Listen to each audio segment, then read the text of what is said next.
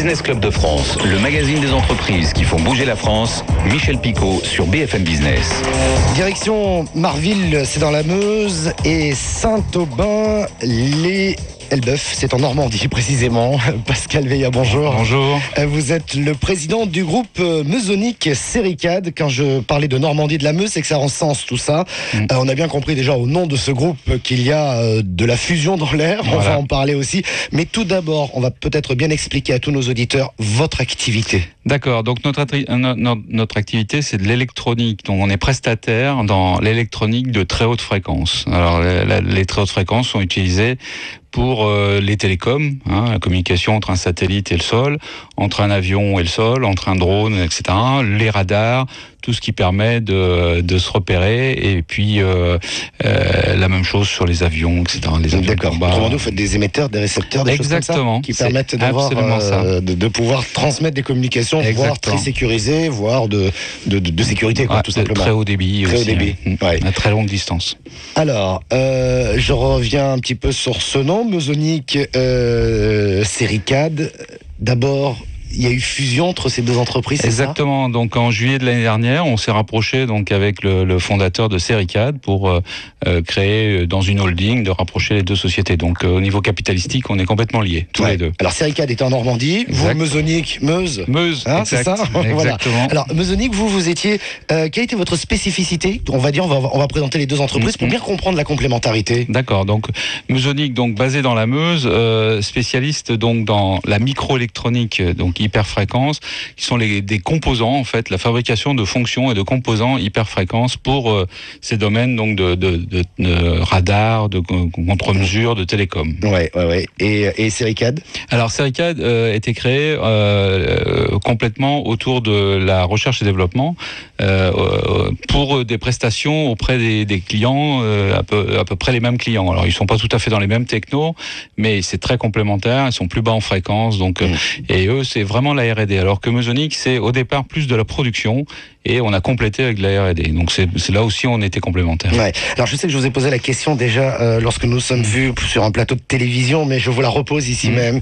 Comment ça se fait que deux entreprises qui en plus sont géographiquement éloignées, qui en plus sont pas dans des zones urbaines, mais qui sont super pointues, finissent par se trouver et finissent par fusionner? C'est quand même assez rare, quoi qu'on en dise encore dans ce pays. Oui, et il faut qu'on accélère ce phénomène. Donc pourquoi on a fait ça ? C'est parce qu'on a les deux entreprises sont très complémentaires, et les deux patrons, entre guillemets, voyaient pour leur entreprise des difficultés à l'avenir si on se regroupait pas avec d'autres. Et c'est quoi ? C'est le bon sens du développement de l'entreprise ? Exactement. Qui vous a poussé à franchir le pas ? C'est le bon sens, et pour l'avenir, de se dire, si on se regroupe pas, de toute façon, on va un jour avoir des difficultés. Donc c'est impératif, absolument impératif dans les années qui viennent, de se regrouper. Donc j'ai lancé la démarche pour rechercher des alliances, et puis on s'est retrouvés, on a aussi on a le même projet professionnel, entre guillemets, avec le patron de Sericad,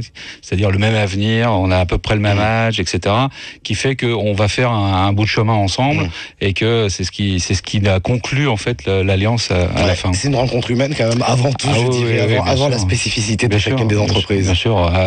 Si on arrive à en plus ça a été très rapide, puisqu'on s'est rencontrés en janvier, en juillet c'était terminé, c'est-à-dire déjà en mars c'était conclu carrément. Donc oui, c'est une relation entre des hommes. Avant tout. C'est le point de départ. Donc juillet 2010, donc la fusion est réelle, ça fait un an. Exact. Ça fait un an. Alors, effectivement, vous avez du coup changé de taille, tous les deux, puisqu'aujourd'hui, pour 2010, on va dire, c'est 17 millions d'euros de chiffre d'affaires, et c'est 145 personnes réparties sur différents sites. Donc j'évoquais la Normandie, la Lorraine, donc la Meuse, l'Île-de-France, également. Quelques personnes en Île-de-France, et une petite implantation à Toulouse qu'on veut absolument grossir. Parce que quand on est spécialisé dans l'aéronautique, c'est quand même bien d'être à Toulouse. C'est pas mal, ça peut servir. C'est un bon endroit. Ça peut servir. Est-ce que c'est c'est facile d'avoir comme ça un groupe avec différents sites de production et de recherche un peu Non, c'est pas simple à gérer, mais de toute façon, on va être obligé d'aller vers ce genre de choses. Les spécialistes R&D notamment, par exemple, il va falloir qu'on aille les chercher là où ils sont, parce qu'on est dans des spécialités très très pointues, et donc il va falloir apprendre à travailler à distance. Ça, c'est quelque chose qu'on est en train de vraiment travailler, parce qu'on aura des ingénieurs potentiellement aux États-Unis, enfin là où ils sont, parce qu'on n'arrivera pas à faire venir au même endroit tous les ingénieurs pointus de ce domaine. Ah ouais, c'est-à-dire qu'en termes de management, vous avez déjà réfléchi à cette possibilité d'avoir tous les outils nécessaires pour travailler à distance. Absolument. Donc on est en train de travailler à la fois sur les processus, mais aussi sur les outils. Ouais. Donc on est en train de travailler sur le cloud computing pour pouvoir travailler de n'importe où, sur les mêmes bases de données, sur les mêmes fichiers, etc. Donc les outils sont en train de se mettre en place. Ouais, là, il y a déjà ce coup d'avance. De toute façon, là vous n'aurez pas trop le choix. Alors cette nouvelle dimension, c'est un groupe aujourd'hui. Est-ce que il vous a permis, enfin cette nouvelle taille, on va dire, vous a permis d'accélérer votre développement et peut-être de séduire des clients qui sont aujourd'hui plus gros par définition et que vous ne pouviez pas faire avant tout seul, quoi. Absolument. De toute façon, c'était le but de notre rapprochement. Mais en 12 mois, il n'y a que 12 mois qui se sont écoulés. Donc on a déjà conclu un certain nombre de contrats qu'on n'aurait pas eu si on avait été séparés. L'une ou l'autre des entreprises, d'ailleurs, les deux. On a des exemples des deux côtés. Et on est en train de travailler sur des projets qui sont bien plus gros et que de toute façon, rien que par leur taille, on n'aurait pas pu... quand vous avez un projet de 5 millions que vous en faites 5 de chiffre d'affaires, on vous le confie pas. Donc il y a déjà cet aspect-là. Et puis ça nous ouvre commercialement des portes, mais aussi des portes par ailleurs. On parlait du GIFAS par exemple. On va évoquer parce que je pense que c'est important et vous allez nous dire comment ça s'est passé. Mais quand même, effectivement, le fait d'arriver comme ça sur le marché en disant on pèse tant et voilà nos spécificités, ça ouvre des portes. Oui, ça nous ouvre des portes vers des nouveaux clients en plus. Mais ceci dit, ça c'est qu'une première étape. On n'a pas prévu de s'arrêter là. Notre projet, c'est vraiment de monter aux environs de 50 millions dans les 3-4 ans qui viennent.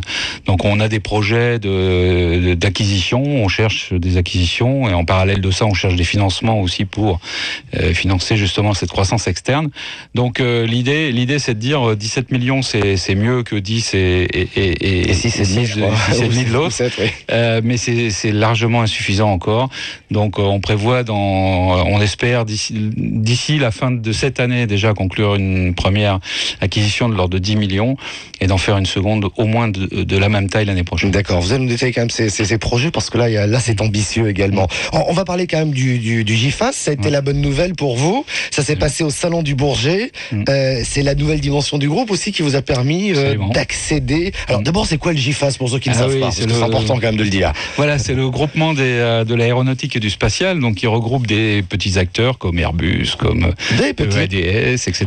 C'est un club de grands où il n'y a jamais de nains, quoi. Voilà, et il y a quelques PME qui accèdent au GIFAS, donc il y a une cinquantaine ou soixantaine de PME qui constituent le GIFAS, et c'est un club relativement fermé et il faut montrer patte blanche pour pouvoir y adhérer. Donc il faut des parrainages. Donc là, nous, on a eu 2 parrainages. Un parrainage du patron de Zodiac, Monsieur Zerwati, et le patron d'une division de Thales, Monsieur Pommelet. Alors le GIFAS, ça veut dire Groupement des industries françaises aéronautiques et spatiales, je rappelle. Une fois que vous êtes dans ce groupe, ça vous permet plus facilement demain de développer des business avec ces géants. Oui, c'est l'objectif de ce groupement. Absolument, c'est de la mise en relation déjà, dans un premier temps. Déjà entre PME, même entre les PME du GIFAS, on a des mises en réseau. Et puis évidemment, ça nous met en réseau avec des gens comme EADS, Thales et autres. Et donc ça permet de mieux comprendre peut-être la demande du marché, de mieux répondre vous de l'autre côté dans le cadre de votre recherche et développement. Absolument, et de commercialement pouvoir se positionner sur des marchés sur lesquels on n'était pas jusqu'à maintenant. Vous y attendiez de pouvoir rentrer, j'imagine que vous avez fait les efforts quand même. Vous voulez faire partie de ce groupement, non ? Oui, ça fait plusieurs mois. C'est un effort de 6 à 8 mois. Oui, quand même, oui. Et pour arriver à convaincre, pour arriver à... Oui, il faut trouver la manière d'être introduit auprès des gens du GIFAS, puis des parrains, etc. C'est pas très simple. Alors, on va parler de la feuille de route. Vous l'avez déjà évoqué un tout petit peu tout à l'heure, mais 50 millions d'euros avec une croissance externe, ça veut dire que... Qu'est-ce que vous regardez aujourd'hui en croissance externe ? Quelle taille d'entreprise ? Quelle peut-être spécificité recherchez-vous ça va être quoi votre travail dans les prochains mois? Ok, donc on a en termes d'acquisition, nos cibles sont autour, j'en ai parlé rapidement tout à l'heure, autour de 10 millions, parce qu'en dessous de 10 millions, on en fera peut-être, mais ça demande pratiquement le même effort d'intégrer une entreprise de 2 millions qu'une entreprise de 10. Donc, c'est la taille optimum qu'on est en train de chercher. Deuxièmement, on cherche dans nos deux spécialités, donc l'hyperfréquence et l'électronique de puissance, qui sont nos deux spécialités techniques. Et puis, en termes, on a aussi des critères géographiques. Donc, on en a parlé, Toulouse, c'est vraiment un endroit sur lequel on veut se développer. Et on veut éviter aussi de se disperser quand même de trop et d'aller encore à un autre coin de la France. Donc déjà avec les implantations Normande, Lorraine, Île-de-France et Toulouse, si déjà on essaie de se développer dans ces secteurs géographiques. Ouais, un petit mot, lorsque vous vous êtes rapprochés, fusionnés, comment ça s'est passé au niveau des équipes? Tout le monde a bien... Enfin, j'imagine que vous avez porté une attention particulière à ce que tout le monde comprenne bien la complémentarité entre les deux entreprises. Oui, mais c'est vrai que c'est pas simple. J'imagine. C'est pas simple et on y est encore. C'est-à-dire qu'on est encore en train d'expliquer le pourquoi ils ont compris, mais comment on allait avoir les synergies. Oui. Donc ça, c'est des choses alors on veut pas aller trop vite dans les intégrations, et donc on est en train d'expliquer petit à petit avec des exemples concrets. Donc on est en train, par exemple, de faire les systèmes informatiques. Maintenant, là, on est en train de fusionner les systèmes informatiques.